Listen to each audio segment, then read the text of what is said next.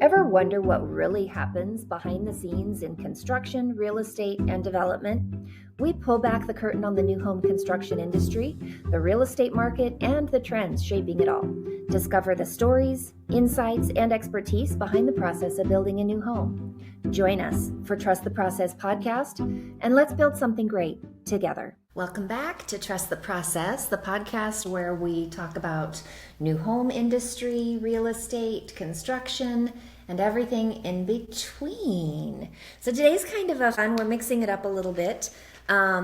Shot out a few weeks ago on our social media platforms the request for questions. As we go about our days, obviously we work in the real estate industry and we are working in the builder industry, and so we see a lot of vendors and subcontractors and clients and buyers and agents and other people that we work with.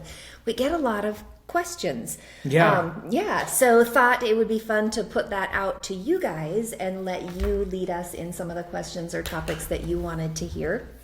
So with that, we got some good response, and so we're going to jump into some of these questions, and maybe if somebody else had the question, it's something you might be wondering too. So hopefully we can answer some of those. So we'll start with, and I just put them on note cards. Pulled them from the replies and put them onto note cards for us. So we'll just start.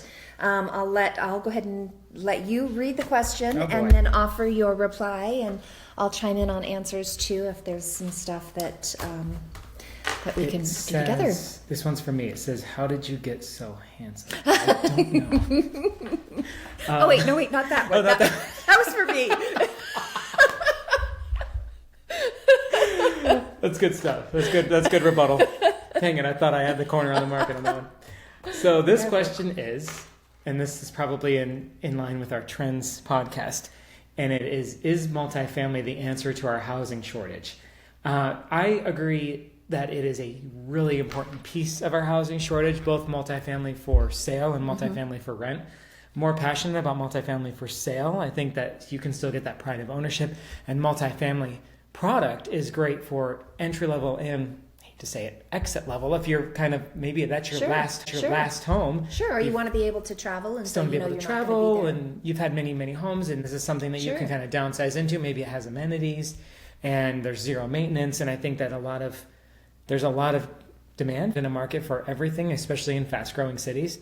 So do I think it's the answer? I think what they're probably getting at is there's something called the missing middle. So you have super high density and then suburban, and that's most U.S. cities. We have these because that's, housing policy is that it favors suburbia, like we talked about. Okay. So we have a missing middle.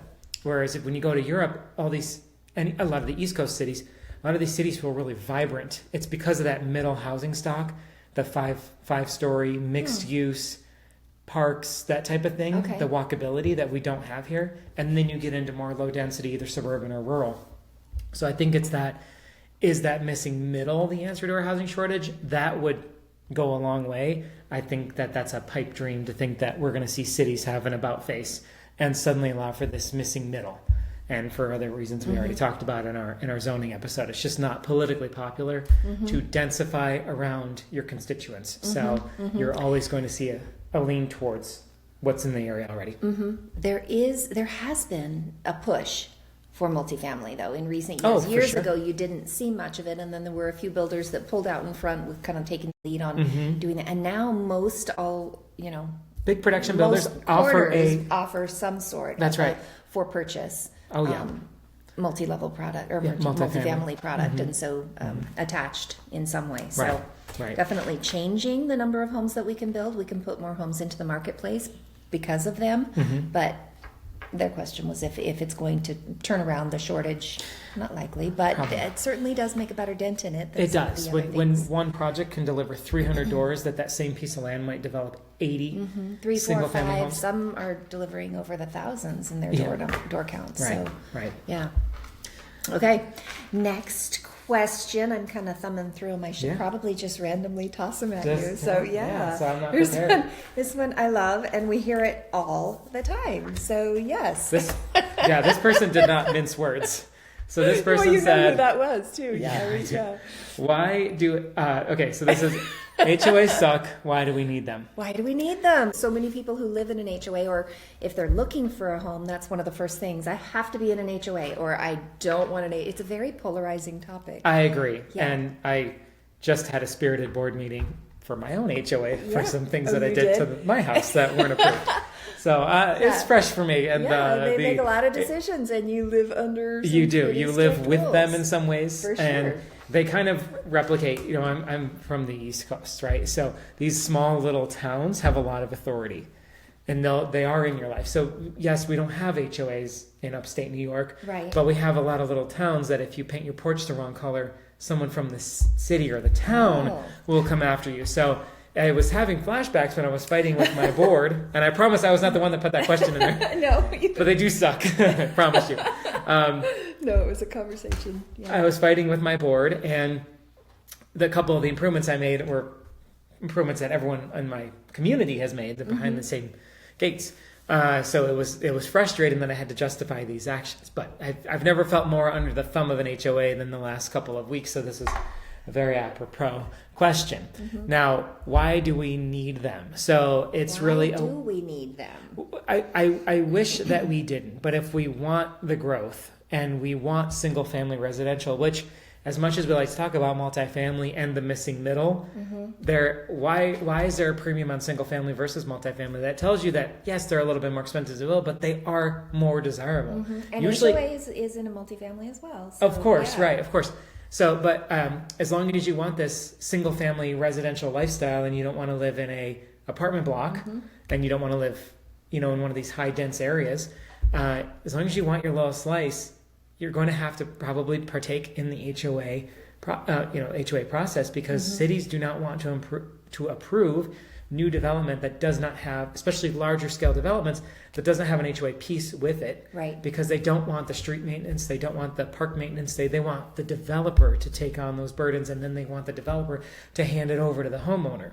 So if you have common elements, such as in Las Vegas and most suburban areas, especially when the streets are gated, but even not always, the streets are private. They're privately maintained streets that the HOA has to do slurry Somebody coats has over. to, Right, right. someone's got to do it.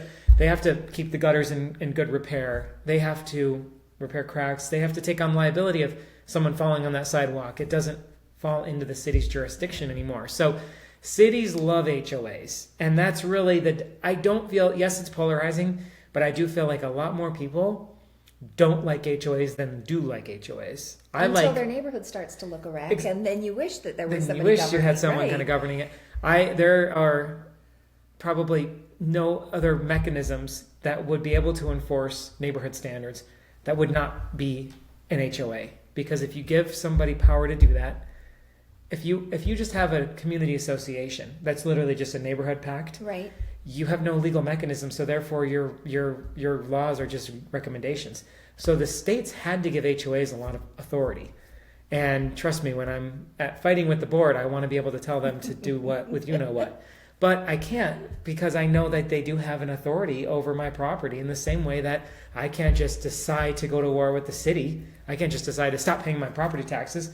The city has rights over my property, and the state has rights over that. I mean, there's always these layers, and it's just when you live in an HOA, you have that one extra layer.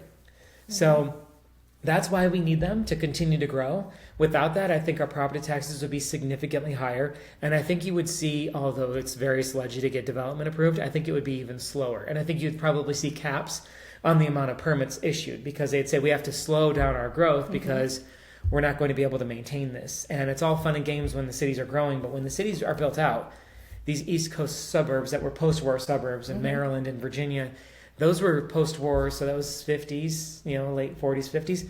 Those are now 75 years old, a lot of those suburbs. They are not sustainable. They're almost always broke.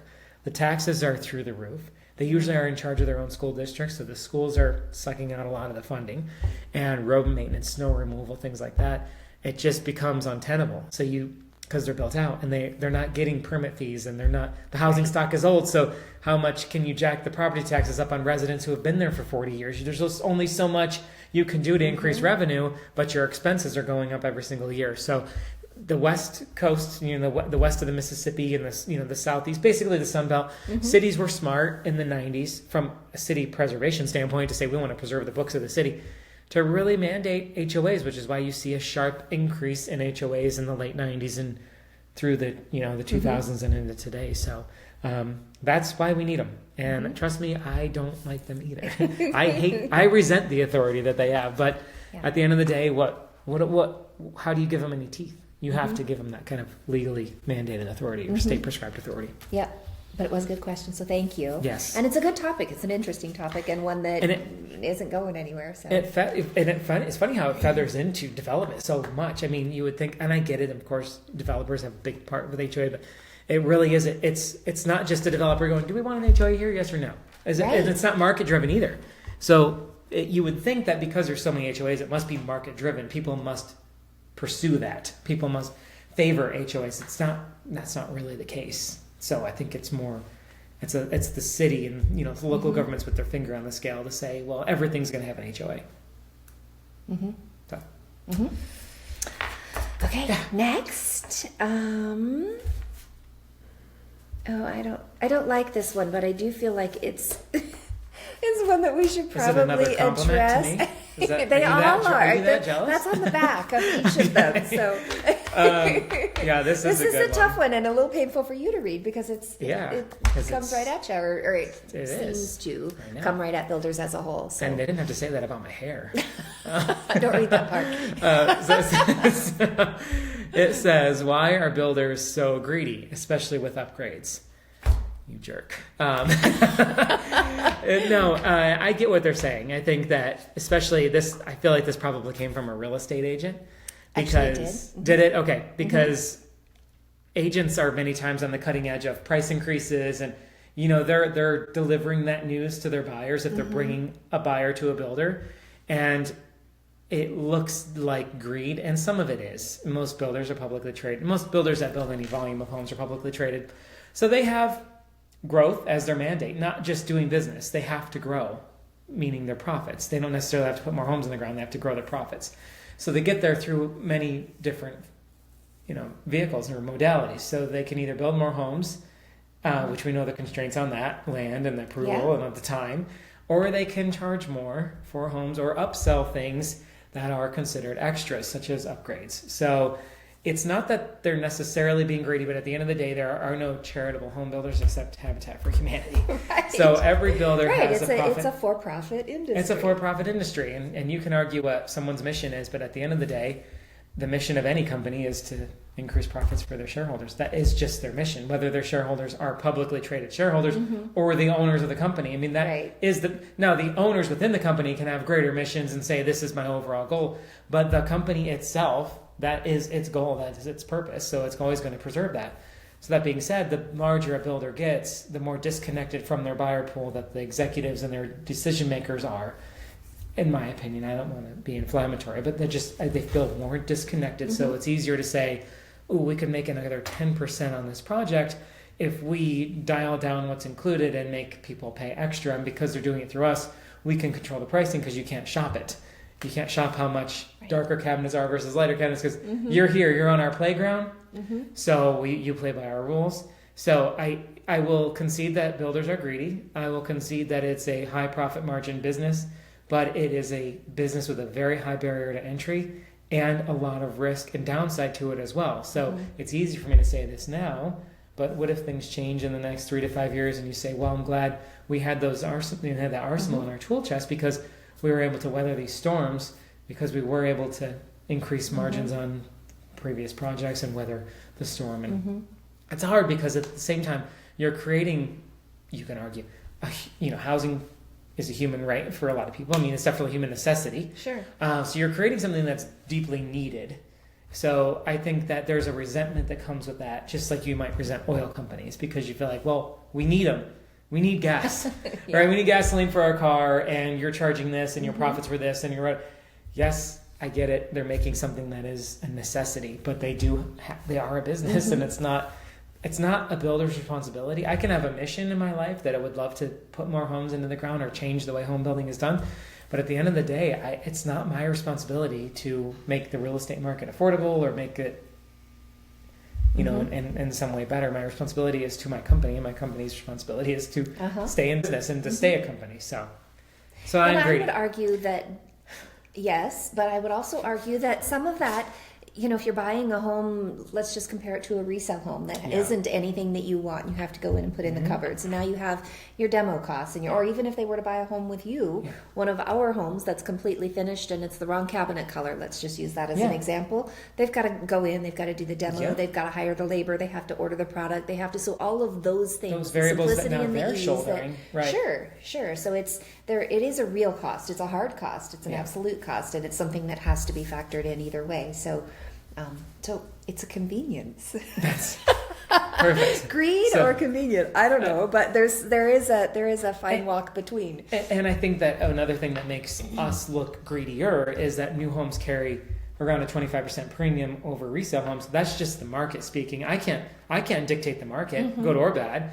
So if my homes carry an extra 25% margin, or even your average production home carries a 25% margin over a 15-year-old home, it looks like the builder is charging $750,000 for the same thing you could get as a resale for $625,000 or $600,000. But what you're not factoring into the equation is that all those components are near the end of their functional life. All the expensive things are coming up due. Or if it's a 25-year-old home, all your windows need to be replaced, and components, or the floor plans are dated. The market value is there at about a 25% premium. So I think that's part of it as well. It's that, yes, we are here to maximize our profits, and overall you're good at your business. I feel like if you have a mission that's greater than that, because that's the passion that people can feel. But ultimately, profits have to come first. Otherwise, you can't do the project for charity, right? I mean, you just can't. Otherwise, I would open a charity, and I don't want to do that. So I think that's part of it. It's multifaceted. Okay. But yes, are we greedy with our upgrades? Sometimes, yes. But we have to own that too. You want to have, we're at dirt or we're at slab and we're at framing, and you want to add this, and this, and now we have to own that more complex build, and we have to source it all, and now we're customizing it for you. So if you bail on us and we only get $20,000 of your deposit, we have to maybe take $100,000 hit on that house. So we have to build in that risk as well. I actually had that happen. Somebody put a red quartz throughout the entire house. Red quartz countertops, and then the home fell through, and they weren't able to buy it, and so then we had to remarket that. We actually, in that case, ended up taking it out. Did you change them? We did, but it was that kind of, oh my gosh, now we're stuck with this. And sometimes somebody will go to the design studio, and you're doing exactly that. Oh gosh, I really hope they get this house. Yeah. Yeah. So there is a risk to be associated. I hadn't thought of that too. Right. Okay. So next question. Thanks for tuning into the Trust the Process podcast. Make sure to follow us on Spotify to stay in the loop with the latest insights, project updates, and everything in between. See you next time.